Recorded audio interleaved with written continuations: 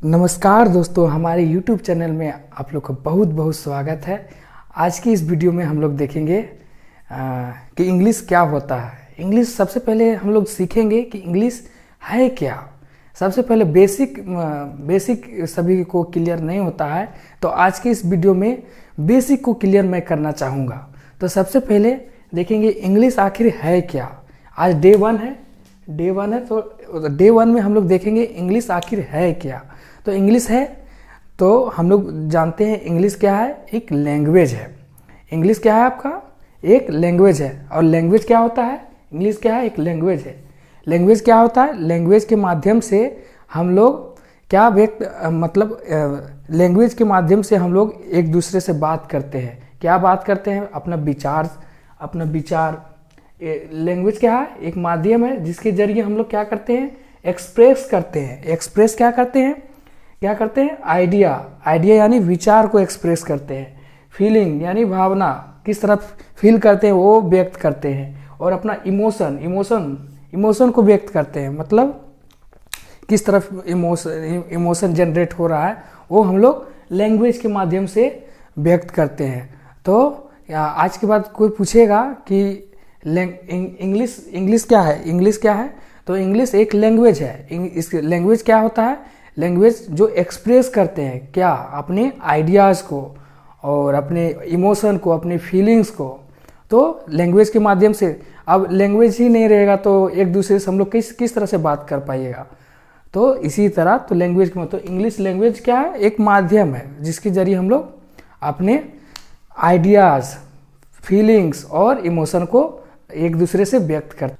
तो चलिए अब देखते हैं इंग्लिश लैंग्वेज कहाँ से आती है, वो देखते हैं। सबसे पहले लैंग्वेज कहाँ से आता है, जो हम लोग बोलते हैं, यानी क्या जो हम लोग बोलते हैं तो क्या किस तरह जो साउंड निकलता है। तो सबसे पहले इंग्लिश लैंग्वेज साउंड के माध्यम से आती है। तो साउंड के माध्यम से आती है, उसके बाद उस साउंड को हम लोग लेटर्स में कन्वर्ट करते हैं। तो साउंड को सबसे पहले साउंड के माध्यम से आई, उसके बाद हम लोग उसको लेटर्स में कन्वर्ट किए। उसके बाद लेटर्स को हम लोग चेंज किए हैं, किस में, वर्ड में चेंज किए। और वर्ड भी कितने पार्ट में चेंज हुआ, वर्ड भी चेंज हुआ, फ्रेज भी चेंज हुआ, किस में बदला, क्लॉज में, फिर सेंटेंस में चेंज हुआ। इतना सारा प्रोसेस है लैंग्वेज को सीखने के लिए। तो सबसे पहले क्या लैंग्वेज क्या किस माध्यम में आया, आपका साउंड में चेंज हुआ। तो साउंड कितना साउंड है, वोवल साउंड कितना है, 20 वोवल्स है। टोटल है साउंड 44 साउंड है, और उसमें से वोवल साउंड है 20 साउंड है, और कॉन्सोनेंट साउंड है 24 साउंड है। फिर साउंड लेटर में चेंज हुआ, तो लेटर कितना है, 26 लेटर है। उसमें क्या है, वोवल लेटर्स कितना हुआ, 5 है। आपका वोवल्स लेटर टोटल है 5, और कॉन्सोनेंट लेटर है 21। तो यानी टोटल लेटर्स की संख्या कितना हुआ, 26 लेटर है। टोटल है 26 लेटर।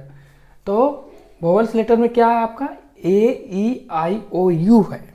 और बाकी जो बच गया वो कॉन्सोनेंट लेटर है।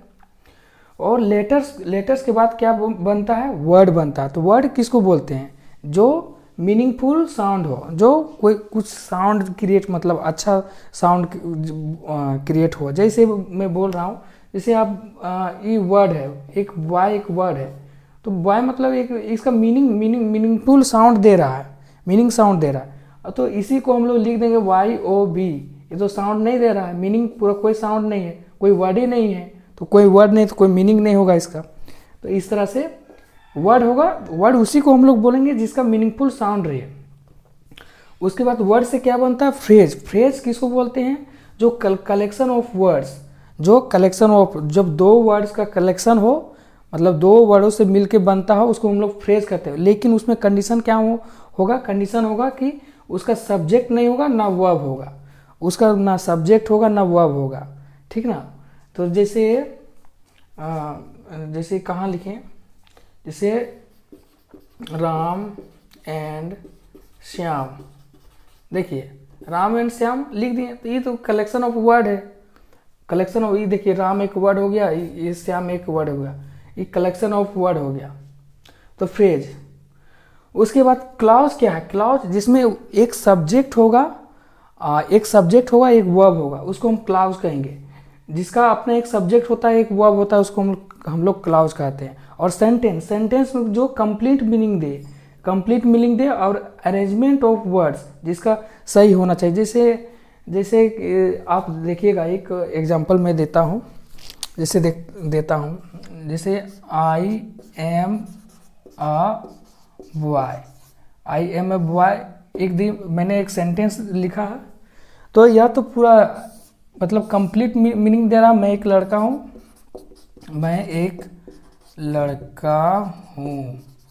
या आपका कंप्लीट मीनिंग दे रहा।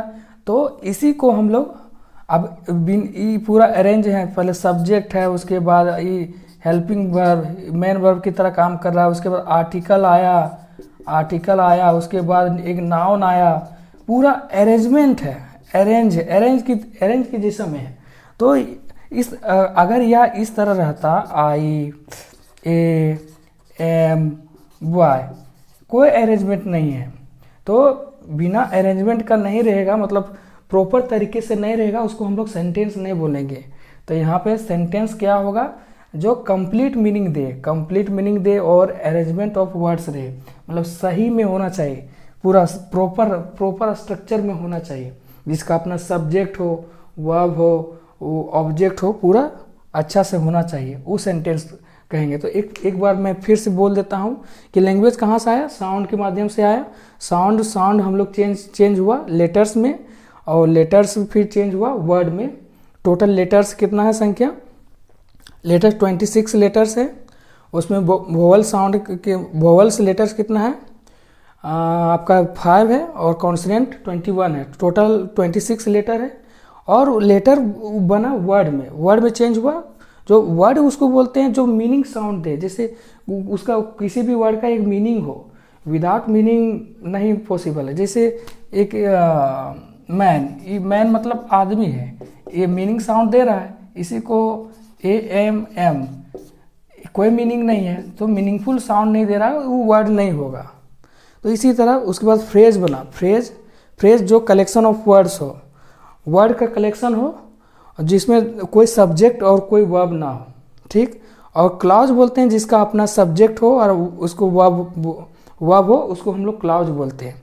अब क्लॉज से बना सेंटेंस, जिसका कंप्लीट मीनिंग हो और पूरा अच्छा तरीके से अरेंज हो। तो इस तरह से कोई भी सेंटेंस बनता है। इतना सारा प्रोसेस है, तो इस प्रोसेस को देखिए और फिर मिलते हैं नेक्स्ट वीडियो में। तो यहाँ तक बने रहिए। सो बहुत बहुत धन्यवाद। So thank you guys for watching my videos. Bye bye.